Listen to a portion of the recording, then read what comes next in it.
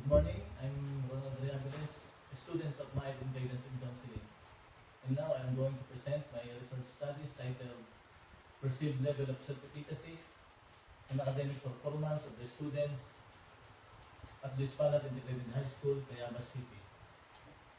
A research presented in the faculty of Laguna State Polytechnic University, San Pablo City Campus, San Pablo City. Impartial fulfillment of the requirements for the foundation of guidance and counseling. By Ronald Reabeles, Live GC, 2021. Chapter 1, Introduction. Motivating the students in their studies is one of the main purposes of the school in providing academic services to the students. Self-efficacy can be adrenaline for motivation.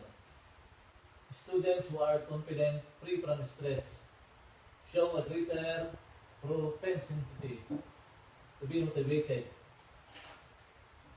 Self-efficacy increase as the students note progress, attain goals, and set new challenges.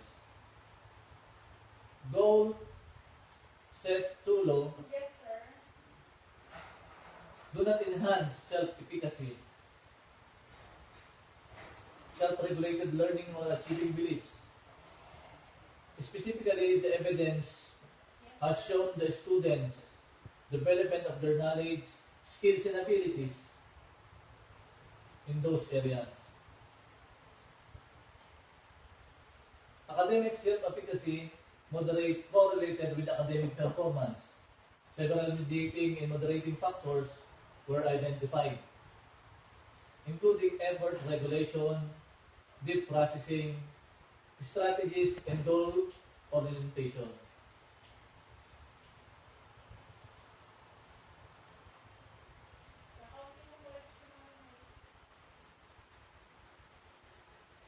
So as we go, the background of the study, within an academic context, self-efficacy frequently described in terms of academic self-efficacy or ASE, which defines learner's judgment about one's ability to successfully attain educational goals, according to Elias and McDonald, 2007.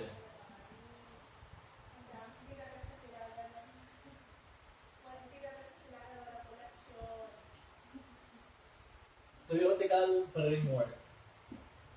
Each of us have our own self-efficacy in achieving our goal in life, even the students, in achieving in their goal in their studies.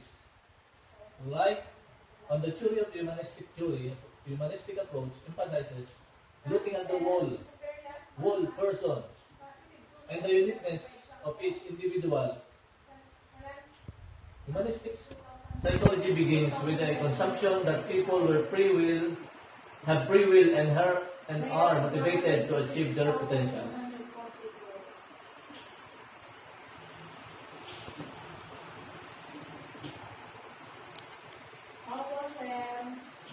Although Bandura, 1977-1986 says, conceptualize self-efficacy to be an influential predictor of students' learning achievement.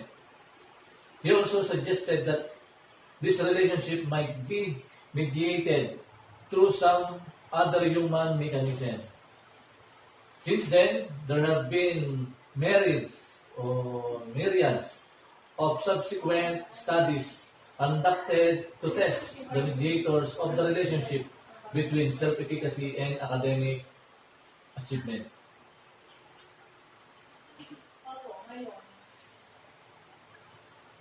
Conceptual framework. These are the representations of a model of mediation of goal, orientation, and learning strategies. 127, 112. This research paradigm illustrated the conceptual framework of the study that shows the relationship of self-efficacy on academic achievement on the research topic.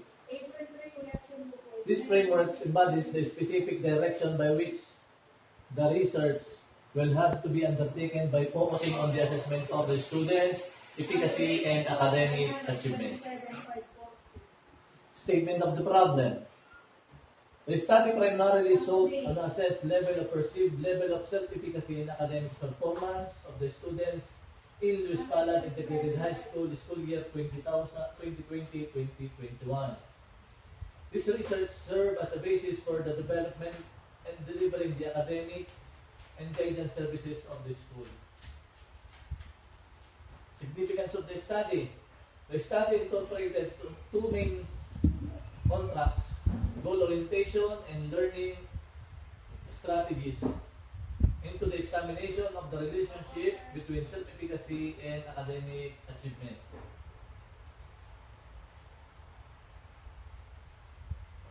The result may be beneficial to the following: to the student, as the fundamental respondents and concern of the study. This will benefit them in a way, helping them to address their needs and provide them a conducive learning environment to attain it. Teachers.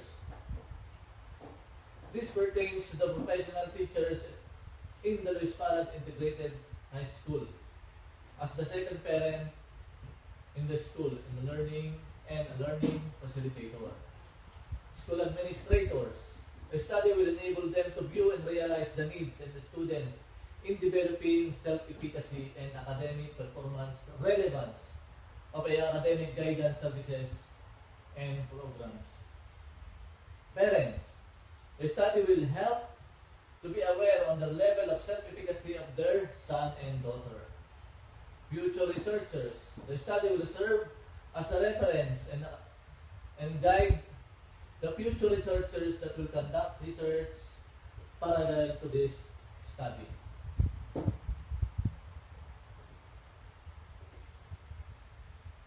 The scope and limitation of this study is limited to the self-efficacy and academic performance results of assessment from the help of the researchers to develop the delivery of academic and other services.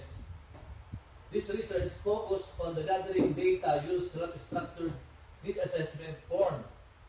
The respondents are those who are high school, currently studying at Luis Palad Integrated High School, Tayaba City, school year 2020-2021. Definition of terms. For the clarification and better understanding of the discussion of the study, the following terms were conceptually defined. Self-efficacy. Self-efficacy is defined as a person's perceived ability to perform a particular behavior to achieve certain outcomes. Bandura, 1977. High school refers to the secondary level of education that covers 4 years of academic and vocational beyond elementary.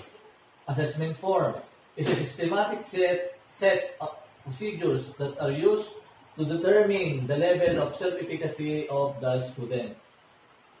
Okay, we proceed to the chapter 2, review and related literature and studies. Related literature. Self-efficacy is defined as belief of one's capabilities to organize and execute a course of action required to manage prospective situation. Bandura, 1977. The concept of self-efficacy was introduced with Bandura, 1977. Publication of self-efficacy towards unifying theory of behavioral change. In that work, Bandura posted that self-efficacy affects a person's behavior, which further causes her to achieve a particular outcome. So there are a lot of studies that being related to this. Okay. For over 3 decades, the educational psychologists have been studying on how motivation explains achievement in students' learning. One of the most notable motivations contrast examined has been self-efficacy. Example, Lane and Lane, 2001. Recently, researchers have been interested in examining how the effects of self-efficacy are mediated through goal orientation, which is another motivational contract, and through learning strategies. Chapter 3. This chapter discusses the methods and procedures of the study, which include research design and research respondents. Research design. This study is a quantitative type of research. It will use descriptive method of research. The study describes the student self-efficacy and academic performance using self-structured assessment. Research respondents. The study is conducted among the 20 high school students of Luis Palad Integrated High School, academic year 2020-21. Yan po, and the last part is the bibliography stated on the last portion of this studies. And that's all. Thank you very much.